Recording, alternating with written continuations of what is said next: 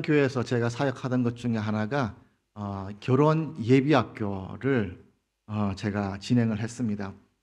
말 그대로 결혼을 준비하는 부부들이 어떻게 결혼을 준비해야 될까, 어떻게 믿음의 가정을 이루어야 될까라는 현실적이고 실질적인 교육 시간을 갖습니다. 그래서 사랑하는 사람들이 모였기 때문에 그 사랑만이 아니라 시간이 지나면 또 조금 생각하는 것들이 바뀌게 되잖아요. 그래서 현실적인 시댁과의 관계, 재정적인 것들, 자녀에 대한 것, 부부의 대화, 이런 여러 가지를 이야기를 나누게 되는데요. 이 결혼예비학교의 마지막 시간에 수료증을 전달하면서 수료증에 그냥 수료증만 들어가 있는 것이 아니라 또 각자가 의논해서 쓰는 게 있는데, 그것이 뭐냐면 부부 10계명이라는 것을 쓰게 됩니다. 그래서 그 부부 10계명을 쓰게 되는데 결혼예비학교 첫 시간부터 잘 상의해서 준비해서 마지막 시간에 쓸 수 있도록 준비하라고 이야기를 합니다. 충분히 상의해서 중요한 10가지를 골라 내려갑니다. 신랑 측에서 더 좋아하는 것이 있을 수도 있고 신부 측에서 더 좋아하는 것이 있을 수 있겠지만 상의하면서 서로가 합의하에 10가지 중요한 것을 씁니다. 그렇게 해서 마지막 시간에 잘 정리해서 수료증을 기록해서 그것을 가지고 결혼 후에도 그렇게 살아가겠죠. 이것은 결혼 예비 학교만이 아니라요, 부부 학교에서도 쓰라고 합니다. 예전에는 가정 사역이 이렇게 많지가 않아서 결혼 예비 학교를 하지 못하고 결혼하신 부부도 있겠죠. 여러분은 어떻게 결혼 예비 학교 하시고 결혼을 하셨습니까? 아니죠. 그래서 지금 같은 경우는 부부 학교를 합니다. 그러면 이제 살아봤기 때문에 결혼 전과 결혼 후에 약간의 다른 것도 알겠죠. 그래서 더 실질적인 도움을 받기도 합니다. 그 부부 학교에서도 요구하는 것이 부부 10계명입니다. 그래서 부부가 어떻게 살아야 될까, 또 어떻게 살아가는 것이 더 현실적으로 더 좋을까라고 이제 이야기를 하게 됩니다. 그러면 부부 학교에서는 더 현실적인 이야기를 하는데, 부부 예비 학교에서 하시는 젊은 사람들의 생각이 어떤가 봤더니 그 계명 10가지 계명 중에 어떤 것은 우리는 한 달에 한 번씩 고급 레스토랑에 가서 외식을 한다, 이런 항목도 있고요. 우리 부부는 1년에 한 번씩 비행기를 탄다 라는 항목도 있습니다. 그래서 그 항목이 코로나 때문에 어떻게 지켜지는지는 모르겠는데 그렇게 쓰는 부부도 있고요. 우리 부부는 싸우고 나면은 이렇게 해결을 한다. 또 각자의 취미, 가장 중요한 취미 한 가지는 각자의 사생활을 존중해서 어떤 터치도 하지 않는다. 이런 실질적인 것을 이렇게 쓰더라고요. 그것을 어떻게 실행하고 있는지는 모르겠지만 하여튼 계획은 그렇게 씁니다. 만약에 여러분께서 부부 10계명을 쓴다, 아니면 아직 결혼하지 않은 분이 계시다면 결혼해서는 이런 조항에 의해서 내가 부부 생활을 하겠다라고 하시는 것이 있는지 모르겠어요. 우리 최근에 결혼한 우리 신혼부부는 그런 계명들이 있어요? 몇 가지, 10가지가 있는 거예요? 20가지. 각자 10가지씩. 그렇게 나름대로의 그런 계획을 가지고 계획대로 이제 살아가게 되는 것을 알게 됩니다. 이것을 만약에 쓴다, 아마 썼던 분들이라든지 아니면 쓰게 된다고 생각하면 어떤 걸 쓰겠어요? 나름대로 가장 중요한 것을 이야기를 하겠죠. 대충 그냥 이러면 좋겠다라는 것을 10가지 쓰지 않을 거고요. 가장 중요한 것, 가장 핵심적인 것 10가지를 이야기를 하겠죠. 그것이 이제 부부 10계명이에요. 내 배우자가 무엇을 더 좋아하는지도 알게 되고요. 내 배우자가 무엇을 더 싫어하는지도 이 10계명을 통해서 더 알게 됩니다. 그래서 이것을 지키면서 서로 간의 예의를 지키게 되는 것도 부부 10계명인 거죠. 이제 하나님과 우리와 맺은 이 10계명도 똑같습니다. 하나님과 하나님의 백성과의 관계에서 어떻게 해야 하나님과 더 좋은 관계를 유지하고, 또 하나님께서 더 좋아하는 것이 무엇인지, 하나님께서 더 싫어하는 것이 무엇인지를 우리에게 알려주시는 것이 이제 10계명이고요. 그로 인해서 우리가 어떻게 살아야 되는지를 알려주는 것이 10계명입니다. 그래서 출애굽기 20장과 신명기 5장에 10계명이 나오는데, 우리 출애굽기 20장에 나오는 그 본문 20장 3절부터 나오는데요. 출애굽기 20장 3절 십계명 바로 전에 하시는 20장 2절 말씀이 이렇게 이야기를 하고 있습니다. 나는 너를 애굽 땅 종되었던 집에서 인도하여 낸 내 하나님 여호와니라. 하나님께서 우리에게 내가 너희 하나님이야 라고 이야기를 하면서 그 관계가 내가 너희 하나님이야. 어떤 하나님이냐면 종되었던 집에서 인도하여 냈던 하나님이야. 너희 하나님이야. 분명히 얘기하고 그로 인해서 십계명을 주신 거예요. 내가 너희 하나님이니까 이렇게 살아야 돼.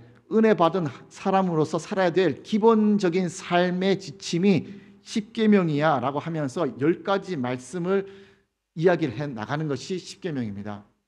물론 시간이 지나면서 잘 지켜지지도 않고요. 부부 십계명처럼 시간이 지나면서 조금씩 희미해져 가는 것도, 기억이 희미해져 가는 것도 있습니다. 그럼에도 불구하고 하나님께서 우리에게 가장 먼저 명하시고 마음속에 있는 가장 지키기를 원하는 것이 이제 이 십계명이라는 거죠. 오늘 신약 시대를 살아가는 우리가 이 계명을 조금씩 잊어가고 있는 것도 같아요. 이제 부부 생활을 오래 하면 할수록 이제 부부 십계명 쓴 것을 점점 잊어가고 희미해져 가잖아요. 그래서 이제 이 십계명도 구약에 나오는 말씀이잖아요. 그리고 옛 계명이잖아요. 그러니까 우리가 신약 시대를 살아가는 우리가 이것을 지켜야 할까요? 이렇게 이야기를 하면서 옛 언약이라고 생각하면서 이 말씀을 경히 여기는 사람들도 있습니다. 그런데 이것을 옛 언약일지라도 폐하여진 옛 언약이고 새로운 율법이 우리에게 주어졌을지라도 우리가 지켜야만 합니다. 새 언약의 시대를 살아가는 우리가 하나님의 은혜와 하나님의 사랑 안에 거한다고 하면서 점점 강조하는 것이 하나님의 마음이라든지 하나님의 뜻하심보다 하나님의 사랑이 더 크다. 하나님의 은혜가 더 크다. 그 사랑 때문에 우리가 살아간다. 이런 것이 그런 것만 강조하다 보니까 우리 그리스도인들이 이기적인 신앙생활을 하게 되더라고요. 하나님 중심이 아니라 우리 인간 중심의 신앙생활을 하고 내가 좋아하는 것을 하게 되는 거죠. 그래서 하나님의 마음에 있는 이 십계명을 생각하기보다는 내가 좋아하는 것, 하나님의 기준에서 신앙생활이 아니라 내 기준에서 신앙생활을 하게 되는 그런 이기적인 신앙생활을 우리가 하고 있는 거예요. 그래서 하나님의 삶에 내 삶을 끼워 맞추는 것이 아니라 내 삶에 하나님을 끼워 맞춰서 내가 잘 살아가기 위해서 하나님 이렇게 해주세요. 내 삶을 축복받는 삶 때문에 이렇게 해주세요라고 내 신앙을 이야기를 하는 거죠. 그래서 이기적인 신앙생활을 하고 있는 거예요. 예수님의 십자가 사건으로 인해서요, 우리가 죄가 용서되었잖아요. 그리고 그로 인해서 우리의 삶이 더 풍요로워졌어요. 그래서 하나님의 은혜와 사랑이 있기 때문에 내 죄가 무엇이 용서받은지도 몰라요, 이제. 그리고 내 죄값이 얼마나 큰지도 몰라요. 그냥 하나님의 용서하신 것만 생각해서 오늘 잘못하면 또 내일 용서해 주시겠지. 뭐 또 용서받았으니까는 또 용서해 주시겠지. 또 오늘 또 잘못했지만 또 용서해 주실 거야. 이것만 자꾸 반복하는 거예요. 그러다 보니까 은혜와 사랑 이것만 생각하고 하나님께서 말씀하신 것 이런 것을 지켜라 하는 것에서는 우리가 점점 잊어져 가고 내가 생각하지 못하는 거죠. 우리가 율법을 모르면요, 내 죄가 얼마나 큰지도 모르고요, 내가 얼마나 잘못하고 있는지도 잘 몰라요. 하나님께서 우리를 용서하시고 또 구원하신 은혜가 얼마나 큰 것인지 깨닫지도 못합니다. 그래서 우리의 죄로 인한 그 죄값이 얼마나 크고 내가 죽을 수밖에 없었던 죄인이구나라는 것을 잊기도 합니다. 조금 더 기분 나쁜 말을 하면요, 대부분의 그리스도인, 여기서 대부분은 저도 포함되는 거예요. 저를 포함해서 대부분의 그리스도인들이 하나님께 버릇이 없어요. 예의도 없어요.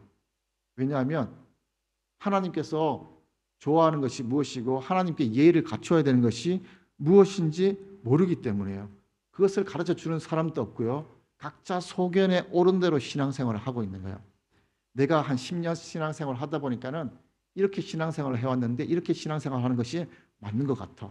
또 저분은 내가 신앙생활을 이렇게 했는데 이렇게 하는 것이 맞는 것 같아서 서로 각자 다른 신앙생활을 하고 있는 거예요. 그러다 보니까 이 사람이 볼 때 이 사람의 신앙생활은 왜 저렇게 하지? 왜 저렇게 하지? 서로 다르니까는 서로가 맞는 것으로 생각하고 서로 다른 것을 보게 되면 틀린 것으로 생각하기도 해요. 그래서 서로 다른 신앙생활을 하다 보니까 하나님께서 좋아하는 생활은 뭔지를 잘 몰라요. 내가 좋아하는 신앙을 하고 있는 거죠. 각 나라마다 문화가 다르잖아요. 베트남 문화 다르고요. 한국 문화 달라요. 문화가 다르기 때문에 예의 범절을 지키는 것이 각 나라마다 다르기 때문에 각 나라마다 가면은 어떻게 인사하는 것이 바른 건지, 어떻게 예의를 지키는 것이 바른 건지를 우리가 배워야 더 이해를 하겠죠. 제가 알게 된 것이 베트남 문화 중에 어르신들이 얘기할 때 내가 당신을 존중합니다라는 표현으로 이렇게 팔짱을 낀다고 하더라고요. 그죠? 이렇게 끼면 안 되고 이렇게 끼야 되죠. 그죠? 이렇게 끼고 예 하고 이렇게 들으면은 내가 당신을 존중합니다라는 표현이라고 하더라고요. 근데 이것을 모르는 입장에서 누군가 이렇게 팔짱을 듣고 이렇게 끼고 이렇게 얘기하고 있으면 한국 사람이 저 사람 왜 저렇게 버릇없게 팔짱을 끼고 있어? 이렇게 이해를 하고 오해를 할 수도 있겠죠. 그런데 베트남 문화를 알게 되면 이렇게 팔짱을 끼면은 존중하는 의미구나 라고 이해를 하게 됩니다. 각 나라마다 사람마다 사람이지만은 각 나라마다 문화가 다르고 또 그런 예의를 지키는 것이 다르기 때문에 오해할 수도 있음에도 불구하고 서로 알아가는 것이 저게 예의를 지키는 거구나라고 이해를 하게 되겠죠. 각 나라마다 사람마다도 이렇게 오해할 수 있는데 하나님과 신과 인간이 지켜야 할 예의도 있는 거예요. 그 예의가 무엇인지 모르기 때문에 우리가 오해도 하고 하나님께서도 오해를 할 수도 있겠죠. 물론 하나님께서 우리의 중심을 아시기 때문에 다 이해를 하시지만 하나님께서 좋아하시는 예의를 지키기 위해서는 우리가 그것을 배워야 하는 거예요. 그래서 하나님께서 가장 기본적으로 우리에게 말씀하신 것이 십계명이에요. 우리가 하나님을 깊이 알아가고 하나님의 뜻대로 살아가는 것, 머리로 알고 삶으로 살아가는 것을 우리가 신앙이라고 얘기를 해요. 머리만 알고 삶이 없는 것을 신앙이라고 하지 않고요. 어떻게 행하는지 모르고 그냥 살아가는 것 신앙이라고 하지 않아요. 아는 것과 행동하는 것이 일치되어서 그대로 살아가는 것을 우리가 신앙이라고 해요. 하나님께서 무엇을 좋아하는지 알아야 그 삶을 살아가는 거죠. 그래서 우리가 하나님의 뜻대로 하나님의 뜻이 무엇인지 우리가 배워야 되고요. 또 그대로 살아가야 되는 거예요. 그래서 하나님께서 좋아하는 것이 무엇일까? 하나님께서 기뻐하는 것이 무엇일까? 하나님의 마음 속에 있는 그것, 우리 인간들에게 표현한 하나님의 마음, 어떻게 인간이 살아가기를 원하는지 하나님 마음 속에서 가장 먼저 이야기한 그 10가지가 십계명이라는 거예요. 그렇기 때문에 어떤 것보다도 하나님께서 말씀하시는 가장 마음 중심에 있는 것이 십계명이죠. 가장 기본적으로 우리 인간이 지키기를 원하시는 것이 이 십계명이라는 겁니다. 이 십계명이 출애굽기 20장과 신명기 5장에 나오는데요. 한글 성경에서는 십계명이라는 단어가 3번이 나옵니다. 그런데 히브리 원어 성경에는 십계명이라는 단어가 나오지가 않습니다. 그러면 어떻게 표현되어 있냐면요. 아세르트 하 데바림 하면서 10마디 말씀이라고 표현되어 있어요. 10마디 말씀. 하나님께서 인간이 실천하기를 원하는, 살아가기를 원하는 10마디 말씀을 하신 거예요. 기본적인 마음, 우리 인간이 지키기를 원하는 기본적인 하나님의 마음을 드러낸 10가지 마음이 이 아세르트 하 데바림 하면서 우리말로 십계명이라고 표현을 했는데, 그것이 첫 번째 우리가 알잖아요. 하나님께서 세상 다른 것보다 나만 사랑했으면 좋겠어, 나만 바라봐 하는 것이 첫 번째죠. 두 번째가 나를 사랑하니까 다른 우상들 만들지 마, 다른 형상 만들지 마 하는 게 두 번째죠. 그렇게 해서 하는 것이 10가지가 하나님의 마음속에 있는 거예요. 그러니까 이 10가지를 알면은 하나님의 마음이 어떤 것인지를 알게 되겠죠. 그래서 항목 하나하나마다 하나님께서 원하시는 뜻이 담겨 있는 거예요. 그래서 다음 주는 우리 담임 목사님 오시면 선교에 대한 이야기도 하면서 말씀 전하고, 그 다음부터 10주 동안 제가 항목 하나하나별로 하나님의 마음이 무엇인지 함께 나눌 거고요. 이 10가지 항목에 있는 하나님의 뜻을 모르고 문자적으로만 본다면은 오해할 수도 있어요. 그래서 하나님께서 이런 거 안식일을 거룩하게 지키라라고 하니까 안식일을 거룩하게 지켜야지. 어떻게 안식일을 거룩하게 지키는 것일까? 하나님의 마음을 모르고 이제 우리가 그것만 보고 우리가 생각해서 그래, 하나님이 안식일을 거룩하게 지키라고 했으니까 안식일에는 일도 하면 안 되고 어떤 것도 하면 안 돼. 그럼 일하는 게 뭘까? 생각해서 이런 것은 일일 거야.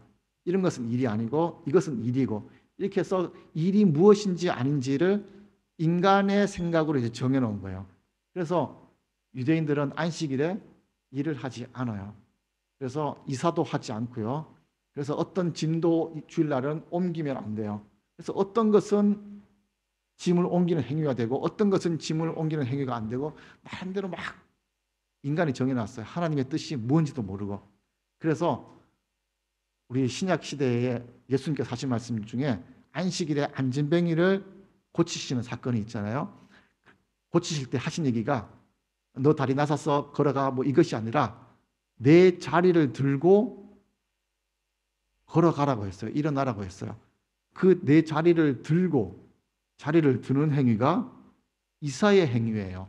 그러니까 이 유대인들이 제사장들이 이제 시비를 거는 거예요. 안식일에 어떻게 이사를 가? 율법만 따지는 그 사람들의 머리에는 이제 이해가 가지 않는 거죠. 그렇게 이제 하나님의 마음과 다르게 여러 가지 조항을 막 만들어 놓은 거예요. 이게 예수님 시대만 그런 것이 아니라요. 오늘날에도 유대인들이 살아가는 방법이에요. 안식일에는 어떤 일도 하지 않습니다. 그래서 엘리베이터를 타면요. 5층을 가기 위해서 5층 버튼을 누르는 것이 일일까요? 아닐까요? 저는 이것도 일일까 싶은데 그것도 일로 치어서 안식일에는 엘리베이터를 타도 5자를 누르지를 않아요. 그래서 5층을 가려면 어떻게 가느냐? 타고 그냥 다음 사람, 눌러줄 사람이 있을 때까지 기다리는 거예요. 눌러줄 사람이 없으면은 계속 기다리고 그래도 안 되면은 그냥 걸어가는 거예요. 제 입장에서는 이해가 안 되는데 그분들의 입장에서는 5자를 누를 수도 없는 일을 하면 안 되기 때문에. 그래서 하나님의 마음과 다르게 자기의 생각, 사람들의 생각에 어떤 것은 일이고 어떤 것은 일도 아니고 이것을 막 구분해 놓은 거예요. 그러다 보니까 그것을 지키기 위해서 하나님의 마음을 모르고 살아가는 사람들이 오늘날 살아가는 그 유대인들 아닐까 싶어요. 하나님의 의도와 상관없는 규정을 정하고 지키는 것, 이것이 율법만을 지키는 사람들이라고 해서 우리가 율법주의라고 들어보셨죠? 율법을 지키는 거예요. 근데 율법이 다 나쁜 건 아니에요. 율법을 보면서 내가 죄를 지었구나라고 알 수 있는데 이 율법에 하나님의 마음이 빠져서 율법만 지키는 것이, 인간이 정해놓은 이런 규율만 따지는 것이 나쁜 것이지 이 율법 자체가 나쁜 건 아니죠. 그래서 이것을 율법 자체가 나쁜 것이 아니라 율법을 적용하는 사람, 그리고 그것을 나름대로 사용하는 방법이 하나님의 마음과 다르기 때문에 나쁘다고 하는 것이지 율법 자체가 나쁜 것은 아니죠. 십계명 자체가 나쁜 건 아니에요. 십계명은 그 안에 하나님의 마음이 담겨져 있기 때문에 우리가 그 10마디 말씀을 보고 그 안에 담긴 하나님의 마음을 알아가야 되는 거예요. 쉽게 한번 말씀 설명을 드릴게요. 제가 여러분을 좋아할까요? 싫어할까요? 좋아요. 교회에서 만나도 이렇게 반가운데 평일날 길을 가다가 만났습니다. 그러면 제가 여러분을 에이씨 그럴까요? 아니면 반가워서 막 손을 흔들고 싶을까요? 손을 흔들고 싶죠. 그래서 제가 여러분에게 저 만나면 반가우니까 이렇게 한번 이렇게 할렐루야, 오른손을 들어서 할렐루야라고 인사해 주면 좋겠습니다 라고 예를 들어서 주문을 했다고 한번 생각해 봅시다. 그러면은 여러분이 저를 길 가다가 지금 만났어요. 그러면은 어떻게 인사를 합니까? 목사님이 만나면 반갑다고 이제 인사를 우리 할렐루야 하라고 했으니까 이렇게 오른손을 들어서 할렐루야라고 이제 인사를 합니다. 그래서 여러분 길에서 만나면 이제 할렐루야라고 이제 인사를 하게 되겠죠. 그렇게 이제 인사하는 방법이 여러분하고 저하고 이제 생긴 거예요. 그러다가 어떤 분이 가다가 오른팔에 팔이 이제 50개는 걸렸는지 아파가지고 오른팔 못 들고 왼팔을 들어서 할렐루야라고 했어요. 그런데 옆에서 지나가는 집사님이 왜 집사님 왜 왼팔로 할렐루야 해? 목사님이 분명히 오른팔로 하라고 했어. 오른팔로. 그러니까 오른팔로 해야 돼. 무조건. 왼팔 안 돼. 어때요? 왼팔 안 될까요? 그래서 이제 교회에서 싸움이 난 거예요. 이쪽은 이제 무조건 오른팔이야. 목사님이 무조건 오른팔로 하라고 했으니까 무조건 오른팔이야 하는 분들이 이쪽 분들은 아니야, 팔도 아프고 뭐 상황 때문에 왼팔로도 할 수 있지 뭐야 그거 가지고 그래. 이제 왼팔파 오른팔파 이렇게 두 파가 나눠서 싸우는 거예요. 어때요? 해도 돼요 안 돼요? 이제 막 싸우다가 이제 나름대로 이제 방법을 정한 거예요. 무조건 오른팔인데 만약에 팔이 아픈다든지 그럴 때는 이제 왼팔 아플 때만 왼팔이 허용돼. 짐 들고 있으면 내려놓고 해야 되고 무조건 오른팔이지만은 아플 때만 왼팔이 되고요. 오른팔로 딱 목사님 보니까 딱 90도더라고요. 직각을 이루어서 손목을 까딱까딱 해가지고 할렐루야 이렇게 하는 거예요. 90도예요. 만약에 뭐 120도 막 이렇게 되면 안 되고 90도 이렇게 인사를 해야 됩니다라고 이제 여러분들이 싸우다가 딱 정해놓은 거예요. 그래서 무조건 목사님 박성태 목사님을 만나면 할렐루야라고 인사를 하는 겁니다라고 딱 정해놓은 거예요. 그렇게 해서 한 10년, 20년 지나가지고 이제 여러분 그 뱃속에 있는 애가 자라가지고 왜 그렇게 인사하는지도 모르고 저를 만나면 이제 할렐루야라고 인사를 하는 거예요. 근데 그 사람이 저를 좋아하면 모르겠는데 저를 싫어해요. 나만 보면 막 인상 쓰고 보기도 싫은데 길에서 만났어요. 그래서 그래도 목사님이 할렐루야라고 인사하라고 했으니까 저를 보면서 이제 90도 오른팔 들어서 90도로 유지하고 손목 까딱까딱하면서 할렐루야라고 인사를 하는데 요거는 인사를 해요. 그런데 요 얼굴은 인상을 확 쓰고 고개를 딱 하고 이렇게 막 인상을 쓰면서 할렐루야 됐죠? 뭐 이런 식으로 이걸 했어요. 분명히 90도 오른팔 90도 했어요. 그리고 할렐루야 그러고 그냥 간 거예요. 이 할렐루야 인사를 왜 하는지도 모르고 가는 거예요. 이게 제가 반가울까요? 제 마음에는 중심은 반갑기 때문에 반가운 표현을 하는 방법으로 할렐루야를 하는 거예요. 그런데 시간이 지나고 가면서 이 마음 속에 있는 그 반가운 마음은 없어지고 이것만 하면 되는 거냐? 할렐루야. 이것이 마음이 달라지는 거예요. 하나님께서는 그 마음의 중심에 있는 것을 이렇게 살아가라고 10가지를 주셨는데 인간의 입장에서 살아가면서 자기들 생각에 이렇게 막 하다 보니까 여러 가지 막 규정, 규율들이 막 붙은 거예요. 그러다 보니까 그 규정대로 살아가려고 하다 보니까 여러 가지가 되게 혼란이 생기는 거죠. 오늘 본문이요. 하나님께서 우리에게 요구하시는 것이 무엇인지 분명히 말씀을 하고 있어요. 이스라엘아, 내 하나님 여호와께서 내게 요구하는 것이 무엇이냐? 같이 읽어보겠습니다. 곧 시작.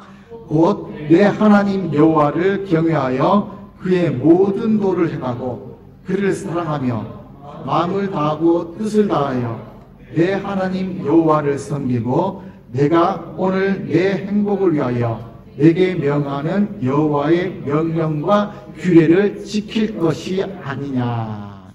단순히 하나님께서 계명을 지키라고 하는 것, 지금까지 나온 계명은 10계명밖에 없어요. 10가지 말씀밖에 없는데 이 계명을 그냥 지키는 것이 아니라 어떻게 지키라고요? 경외하는 마음으로, 사랑하며 마음을 다해서, 뜻을 다해서 그렇게 여호와를 섬기라고 하는 거예요. 이 마음을 다해서 섬기는 거예요. 그냥 문자적인 행동만을 원하는 것이 아니고요. 그리고 이렇게 지키는 이유가 분명히 13절에 나타나 있죠. 왜 지키라고 해요? 내가 오늘 내 행복을 위하여, 우리의 행복을 위해서 그 계명 10계명을 지키는 거예요. 그 이야기는 그 10계명을 지키면 우리에게 하나님께서 축복을 주신다는 거예요. 우리에게 우리가 행복한 삶을 살 수 있다는 것을 우리에게 분명히 말씀을 하고 있는 거죠. 신명기 5장에서 10계명을 말씀을 하셨는데요.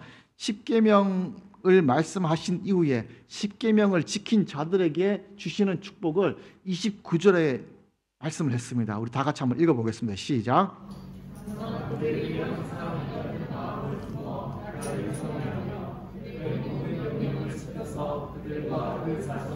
영원히 복받기를 원하노라.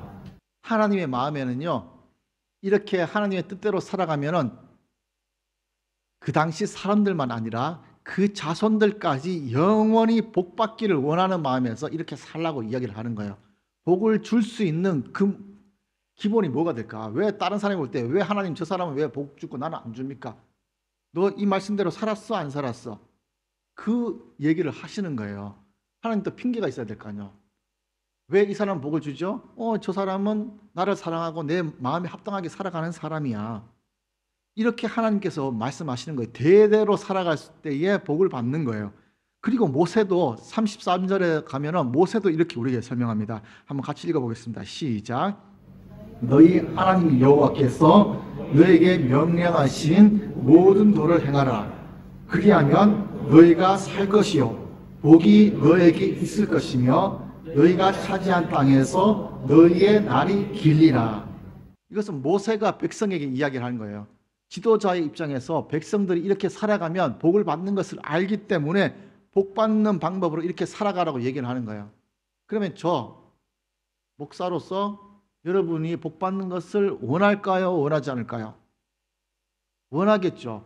그러면 제가 여러분에게 뭐라고 하겠어요? 세상대로 살아가겠어요? 살아가세요? 이 방법을 알려드릴까요? 아니면 정말 하나님께서 기뻐하는 하나님의 뜻대로 살아갈 수 있는 방법을 여러분에게 알려드릴까요? 당연히 하나님의 말씀대로 살아가기를 여러분들에게 알려드리고, 그리고 그 방법대로 살아갈 수 있도록 옆에서 돕는 사람이 목회자예요. 그래서 여러분에게 세상적으로 돈 버는 방법 몰라서 못 가르쳐 주는 것도 있겠지만, 그보다 하나님의 축복받는 방법, 이것을 알려드리는 거예요. 그것이 오늘 말씀드리는 첫 번째 계명, 하나님의 마음이 가장 많이 담긴 10가지 말씀을 여러분에게 말씀을 드리는 거예요. 마음에 없는 피상적인 행동이 아니라 말씀 가운데 있는 마음에 있는 진정한 마음으로 여러분이 그 하나님의 마음을 품고 그대로 살아갈 것을 여러분에게 말씀을 하는 거죠. 어떻게 하나님 말씀대로 살아가는 것이 어렵나요? 어때요? 쉬워요? 어려워요? 어렵습니까? 요한 1서에는요 우리에게 분명히 이렇게 얘기를 하고 있어요. 5장 3절에서 하나님을 사랑하는 것은 이것이니 우리가 그의 계명을 지키는 것이라. 하나님의 말씀대로 살아가면 하나님께서 우리에게 저 사람은 나를 사랑하는구나 라고 하나님께서 이해를 하고 계세요. 근데 이 계명을 지키는 것이 어떻대요? 무거운 것이 아니래요. 지키기 어려운 것이 아니래요. 우리의 마음이 하나님의 마음에 함께 하지 않기 때문에 그것이 어렵다고 느껴지는 거죠. 같은 곳을 바라보고 같은 것을 살아가면 그 마음을 가지고 있으면 우리가 그 뜻대로 살아갈 수 있는 거죠. 그래서 오늘 보면 아까 그 13절에서도 우리의 행복을 위해서 그 말씀을 지키면서 살아가는 거예요. 그리고 신명기 5장에서 말씀하는 것처럼 우리의 자손들에게 항상 복을 누리게 하기 위해서 그 계명대로 살아가는 것을 이야기를 하는 거죠. 그래서 시간이 한 500여 년 지나서 다윗도 자손들에게 시편 103편에서 이렇게 이야기를 합니다. 시편 103편 17절 18절은 다윗이 다른 사람들에게 고백하기를 우리 또 한번 같이 읽어보겠습니다. 시작. 여호와께서 자기를 경외하는 자에게 영원부터 영원까지 이르며 그의 자손 곧 그의 언약을 지키고 그의 법도를 기억하며 행하는 자에게로다. 하나님의 말씀을 지키고 그 법도를 지키는 자는 그의 자손은 대를 이어서 계속 하나님의 축복을 받는다는 것을 이야기를 하고 있습니다. 대를 잇는 축복, 하나님의 계명대로 살아가는 것이고요. 그렇기 때문에 우리 자녀들에게 가르칠 것은 세상적인 방법이 아니라 하나님의 계명을 지킬 수 있도록 살아가게 하는 겁니다. 왜냐하면 율법을 통해서 하나님의 십계명을 통해서 하나님께서 우리에게 원하시는 삶을 알려주시고 또 우리는 그 율법을 통해서 하나님께서 기뻐하는 것이 무엇인지를 알 수 있는 거죠. 그래서 하나님의 뜻대로 살아갈 수 있도록 하는 거예요. 그래서 율법, 십계명 같은 걸 보면서 이것은 하나님께서 기뻐하는 거야. 이것은 하나님께서 싫어하는 거야. 그것을 알고 그것을 깨닫게 할 수 있게 우리에게 돌이킬 수 있는 시간을 주는 거죠. 그래서 우리를 그것을 보면서 우리의 죄된 상태를 갖고 있는 것이 아니라 죄된 상황을 거룩하고 성결한 삶을 바라볼 수 있도록 또 그런 삶으로 바꿀 수 있는 기회를 주시는 것이 이 율법 그리고 이 십계명이라는 겁니다. 그래서 우리가 하나님의 거룩으로 바꿀 수 있는 기회를 보고 그것을 깨달을 수 있는 기회가 되는 거죠. 요한복음 8장 32절 우리 많이 들어본 말씀이죠. 함께 읽어볼까요? 시작. 진리를 알지니 진리가 너희를 자유롭게 하리라. 진리가 무엇인지 알아야 우리가 자유로운 거예요. 하나님께서 기뻐하는 것이 무엇인지 알아야 하나님을 기뻐하게 할 수 있고요. 하나님께서 싫어하는 것이 무엇인지 알아야 그것을 하지 않는 거예요. 그래서 삶이 자유로운 거예요. 자동차를 타면은 내가 가고 싶은 곳 어디든지 갈 수 있습니까? 갈 수 있겠죠. 근데 갈 수 없는 데가 있어요. 자동차를 타고 인도를 가면 돼요? 사람이 다니는 인도를 가면 안 되고 차도를 가야 되는 거예요. 자동차를 타고 가면 내가 갈 수 있는 곳을 갈 수 있는데 교차로에서 빨간불인데 가면 돼요? 안 되죠. 파란불일 때 가야 되는 거예요. 기본적인 것을 알아야 그 기본적인 법을 지키면서 자유를 행할 수 있는 거예요. 그것을 모르면 자유가 되지 않겠죠. 뭐 술 마시는 것 자유예요. 그런데 술 마시고 운전하면은 큰일 나죠. 법에 완전히 저촉되는 행위예요. 그래서 그런 방법들을 알아야 되는 거죠. 기차가 레일 위에서 달릴 때만 자유롭고 안전한 것처럼 우리가 하나님의 법을 알고 하나님께서 기뻐하는 것을 알고 그 안에서 살아갈 때에 우리가 안전하기도 하고요. 그 안에서 자유를 누릴 수 있는 거예요. 이것이 진리를 알 때 우리가 누릴 수 있는 자유. 하나님의 마음을 알 때 우리가 그 마음에 합하게 살아가는 우리의 그 자유. 그것을 말씀하는 거죠. 담임 목사님께서 많이 말씀하시는 록펠러. 그 록펠러를 말씀드리고 오늘 말씀 마치겠습니다.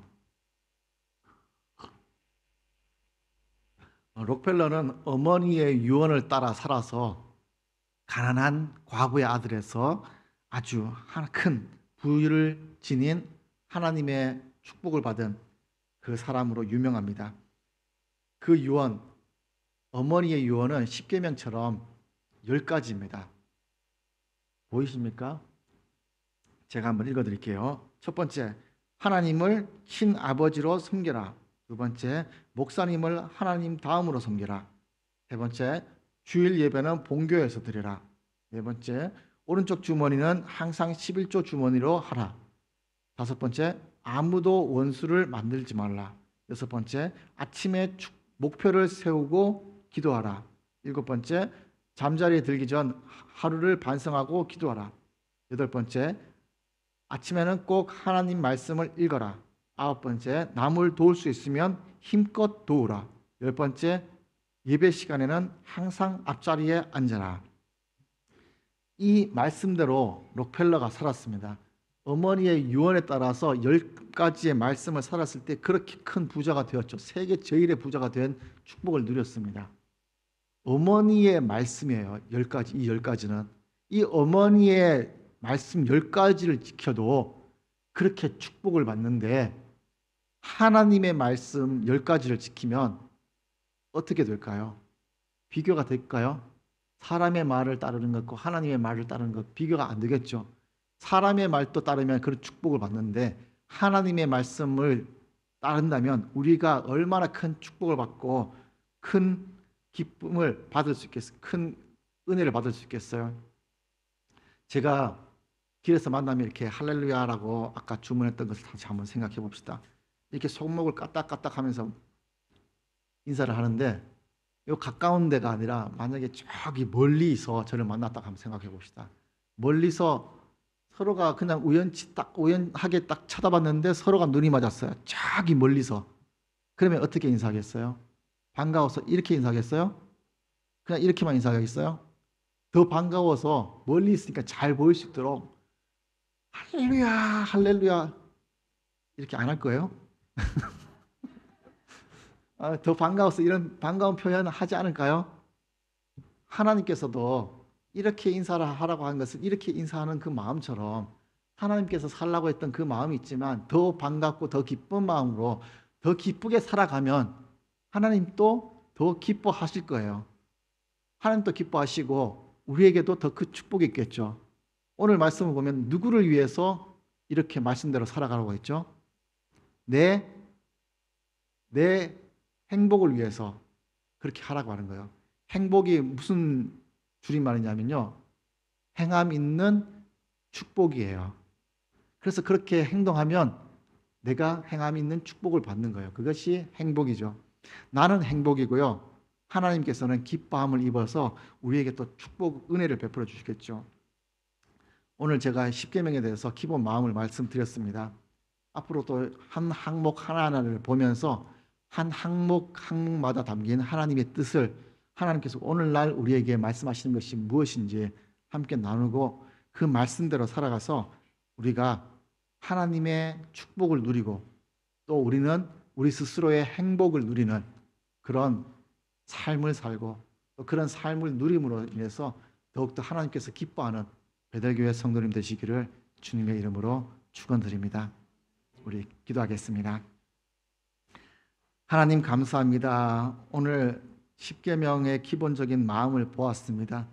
하나님께서 우리 인간을 향해서 어떻게 살아갔으면 좋겠다고 하나님의 마음에 있는 것을 말씀하셨지만 우리가 시간이 지나면서 그것을 잊어버리기도 하고 그 의미를 퇴색해서 경히 여기는 마음도 있습니다. 그럼에도 불구하고 우리가 다시금 하나님의 마음이 어떤 마음인지 다시금 보려고 하오니 하나님, 우리 마음에 하나님의 마음을 심어주시고 그 마음에 합당한 삶을 살아갈 수 있도록 우리 한 사람 한 사람을 축복하여 주시옵소서. 이로 인해서 하나님과의 더 깊은 관계가 형성되고 하나님 앞에 나가는 기쁜 주님의 자녀가 될 수 있게 주님께서 인도하여 주시옵소서. 오늘도 함께 하신 주님께 감사드리며 예수님 이름으로 기도드립니다. 아멘.